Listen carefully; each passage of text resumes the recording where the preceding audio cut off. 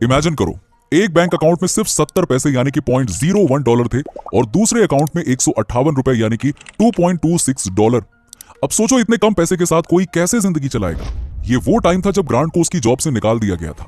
उनके पास कोई ऑप्शन नहीं बचा था, तो मजबूरी में उन्हें अपने पेरेंट्स के घर पे शिफ्ट होना पड़ा।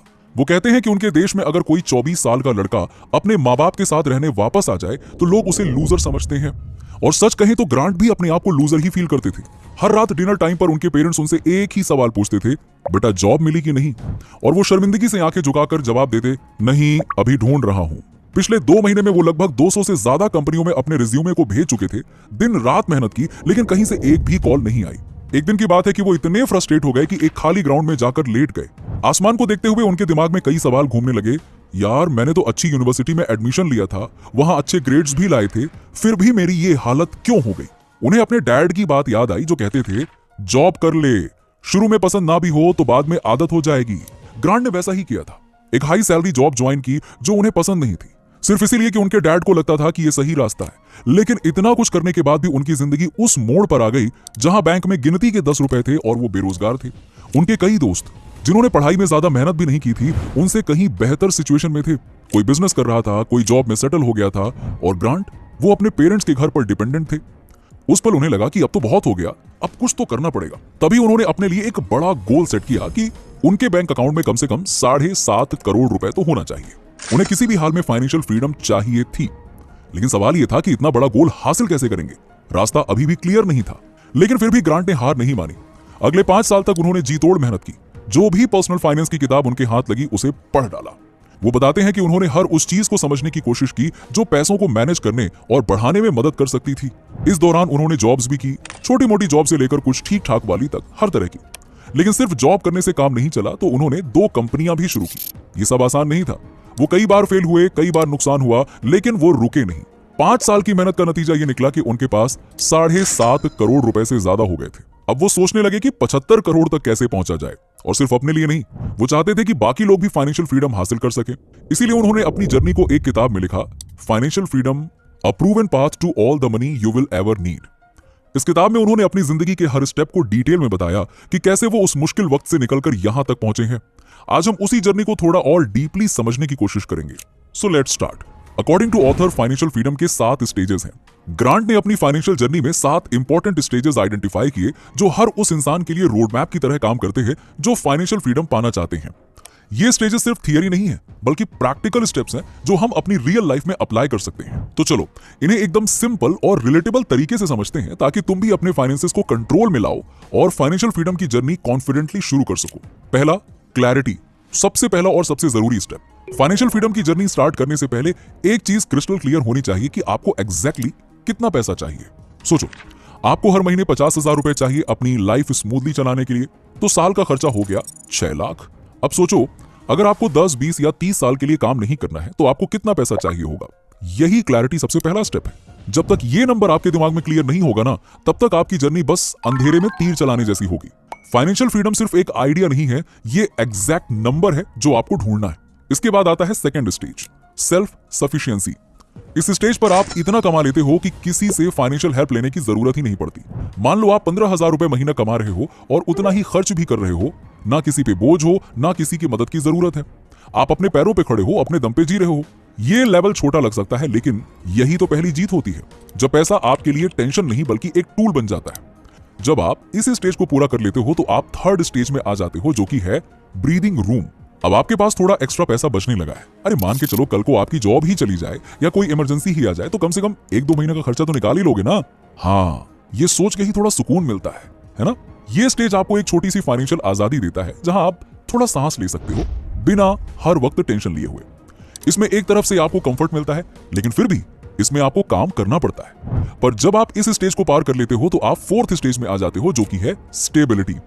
इस स्टेज पर आपका सारा उधार खत्म हो चुका होता है, चाहे वो क्रेडिट कार्ड का बिल हो या किसी लोन का बर्डन, सब सेटल हो गया है। साथ ही आपके पास कम से कम 6 महीने के खर्च के लिए इमरजेंसी फंड भी रेडी है। अब पहली बार आपको लगता है कि जमीन पैर के नीचे है। आपको मिलती है थोड़ी सी सुकून वाली सांस, थोड़ी सी फाइनेंशियल सिक्योरिटी महसूस होने लगती है। हालांकि इस स्टेज के बाद में आता है फिफ्थ स्टेज, फ्लेक्सिबिलिटी। अब जब अगले 2 साल का खर्चा आपके पास ऑलरेडी सेफ है तो टेंशन लेने की जरूरत ही नहीं है। चाहे जॉब छूट जाए या कुछ अनएक्सपेक्टेड हो जाए, अब आपके फैसले दबाव में नहीं बल्कि अपनी मर्जी से होंगे। जिंदगी अब आपके टर्म्स पर चलेगी। फ्रीडम का असली मजा तो यही है ना। इस स्टेज में आप शांति से अपनी लाइफ जी सकते हो, लेकिन जब आप इस स्टेज को पार करते हो तब असली मैजिक शुरू होता है। इस स्टेज के बाद आता है बहुत ही इंपॉर्टेंट स्टेज, जो कि है फाइनेंशियल इंडिपेंडेंस। ये वो गोल्डन स्टेज है जहां ऑथर सिर्फ 5 साल में पहुंच गए थे। सोचो, सिर्फ 5 साल। इस स्टेज पर आपकी इन्वेस्टमेंट इतनी ग्रो हो जाती है कि आपके रोजमर्रा के खर्चे इजीली कवर हो जाते हैं बिना किसी जॉब के टेंशन के। अब पैसा कमाने के लिए काम नहीं करना पड़ता। अब आप काम करते हो क्योंकि आपको वो काम पसंद है, क्योंकि वो आपका पैशन है, ना कि कोई मजबूरी। यहां से लाइफ एक नए लेवल पर चली जाती है। Full freedom, full control. और जब आप इस स्टेज को पार कर लेते हो तब आप 7th स्टेज में चले जाते हो, जो कि है अबंडेंस। यकीन मानो, अब आपके पास में इतना पैसा हो चुका होता है कि चाहे जिंदगी भर आराम से खर्च करते रहो फिर भी खत्म नहीं होने वाला। अब टेंशन नहीं है, बस अपनों के साथ वक्त गुजारो, अपनी पसंद की चीज करो, हॉबीज जियो, सफर पे निकलो, घूमो फिरो, जिंदगी के पूरे शौक को महसूस करो, मजे करो। यही तो होता है असली फाइनेंशियल फ्रीडम, जब आपका पैसा काम करे और तुम जिंदगी के मजे लो। अब सवाल ये उठता है कि ये सारी स्टेज को एक्चुअली क्रॉस कैसे करें। सिर्फ प्लान बनाना तो काफी नहीं है ना, उसे पूरा करने के लिए सोचने का तरीका भी बदलना पड़ेगा। इसीलिए ग्रांट ने कुछ पावरफुल थिंकिंग मॉडल्स शेयर किए हैं जो आपकी माइंडसेट को शिफ्ट करने में हेल्प करेंगे। इन मॉडल्स की मदद से आप सिर्फ ज्यादा पैसा ही नहीं कमाएंगे बल्कि स्मार्ट फैसले लेना भी सीखेंगे। चलिए अब इन्हें एक एक करके गहराई से समझते हैं ताकि आप भी अपने फाइनेंशियल फ्रीडम के सफर में कॉन्फिडेंट कदम ले सकें। Number 1, time is more valuable then money. Grant कहते हैं कि पैसा तो हम फिर भी कमा ही लेंगे, लेकिन टाइम कभी वापस नहीं आएगा।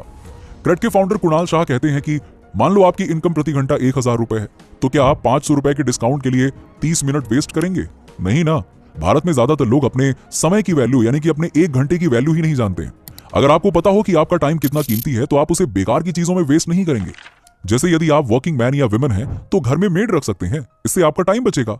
आप अपने गोल्स पर ज्यादा अच्छे से फोकस कर पाएंगे और किसी की जॉब भी क्रिएट हो जाएगी। ऑथर कहते हैं कि टाइम की वैल्यू समझो तो जिंदगी के सारे डिसीजंस आसान हो जाएंगे। अगर आपको अपने टाइम की वैल्यू समझ में आ गई तो हर फाइनेंशियल डिसीजन लेने में क्लैरिटी मिलने लगेगी और यही क्लैरिटी आपको ले जाएगी स्टेप नंबर 2 की तरफ, जो कि है your number matters. Financial freedom के लिए आपको कितना पैसा चाहिए, ये जानने के लिए आप 25x रिटायरमेंट रूल को फॉलो कर सकते हैं। ये रूल कहता है कि अपने सालाना खर्च का 25 गुना जमा कर लो। मान लो आपको हर साल 12 लाख रुपए चाहिए, तो 12 लाख इंटू 25 कर लो इज 3 करोड़ रुपए।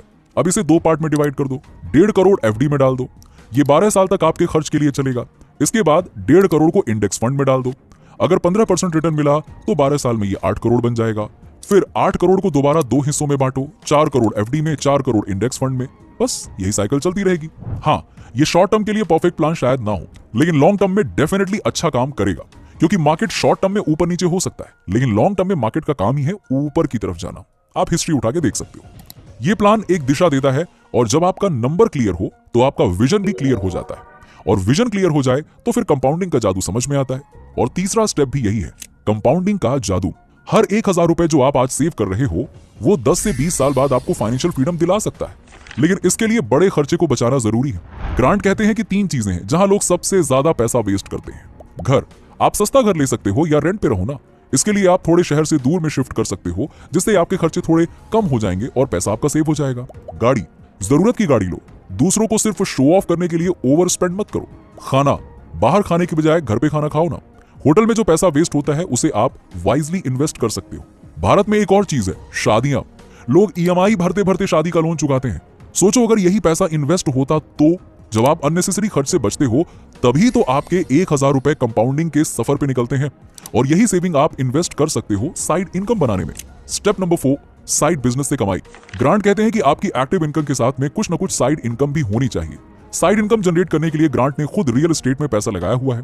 ऑथर कहते हैं कि आप 2 तरीके से रियल एस्टेट में इन्वेस्ट कर सकते हो। फ्लिपिंग, सस्ती प्रॉपर्टी लो, थोड़ा रिनोवेट करो, महंगे में बेच दो। रेंटल इनकम, लोन पर घर लो, किराए से लोन चुकाओ, लोन खत्म होने के बाद घर और किराया दोनों आपका। इसके अलावा साइड हसल भी शुरू कर सकते हो। आपकी स्किल जो भी हो उसे पैसा बनाना सीखो, और उसमें आता है सबसे इंपॉर्टेंट स्किल, सेलिंग। और यह है अगला स्टेप, सेलिंग सीखो। बिजनेस में सबसे बड़ी स्किल है सेलिंग। ग्रांट कहते हैं कि इसके लिए कुछ अच्छी किताबें पढ़ो, जैसे कि डैन कैनेडी की the ultimate sales letter, Robert Cialdini की इन्फ्लुएंस, या रसेल ब्रांसन की .com सीक्रेट्स। अगर पढ़ना बोरिंग लगता है तो कोई प्रैक्टिकल सेल्स कोर्स ट्राई करो। सेलिंग एक ऐसी स्किल है जो आपको जिंदगी भर काम आएगी, नौकरी में, बिजनेस में, रिलेशनशिप्स में। इसके अलावा आप खुद कोई स्किल सीखकर उसे अच्छे से मोनेटाइज कर सकते हो, जैसे कि इसी वीडियो का उदाहरण ले लेते हैं। आप भी इस तरह के एनिमेटेड वीडियो बनाकर फ्रीलांसिंग या अपना खुद का फेसलेस यूट्यूब चैनल खोलकर कंटेंट क्रिएशन की जर्नी शुरू कर सकते हो और अच्छे खासे पैसे कमा सकते हो। यकीन मानो, इस तरह के एनिमेटेड वीडियोस का डिमांड डे बाय डे बढ़ता ही जा रहा है, जिससे यदि आप इसे सीख लेते हो तो आप आसानी से किसी भी तरह का cartoon video, moral story, educational video, horror story और इस तरह के फाइनेंस वाले वीडियो, एडवर्टाइजमेंट या एक्सप्लेनर वीडियो बहुत ही आसानी से बना सकते हो और फाइनेंशियल फ्रीडम अचीव कर सकते हो जल्दी से जल्दी। मैं डिस्क्रिप्शन में लिंक दे दूंगा, वहां से आप क्लास ज्वाइन करके बस 1 से 1.5 महीने में ही आप प्रो एनिमेटर बन सकते हो। तो दोस्तों, ये कहानी थी ग्रांट की, एक ऐसे इंसान की जिन्होंने जीरो से शुरू करके फाइनेंशियल फ्रीडम सिर्फ 5 साल में अचीव कर ली थी। ये उनका सफर था। उनकी जर्नी ने हमें सिखाया कि चाहे हालात कितने भी खराब क्यों ना हो, अगर इरादे मजबूत हों और दिशा सही तो कुछ भी मुमकिन है। अगर आप भी चाहते हो कि एक दिन पैसा आपके लिए काम करे और आप अपने सपने जी सकें, अपनी लाइफ जी सकें, तो आज ही से एक्शन लो। समय को बर्बाद मत करो। छोटे कदम भी कल को बड़ा फर्क ला सकते हैं। अगर आपको ये वीडियो पसंद आई हो तो लाइक करना मत भूलना, सब्सक्राइब जरूर कर लेना, ताकि ऐसे ही और भी फाइनेंशियल फ्रीडम वाले वीडियो और टिप्स तुम तक मैं डायरेक्टली पहुंचा सकूं। और हाँ, बेल आइकन दबाना मत भूलना, वरना अगली इंपॉर्टेंट वीडियो मिस हो गई तो फिर कहना मत बताया नहीं मुझे यार, वीडियो आ गई। चलो मिलते हैं अगले एपिसोड में एक नए आइडिया, नए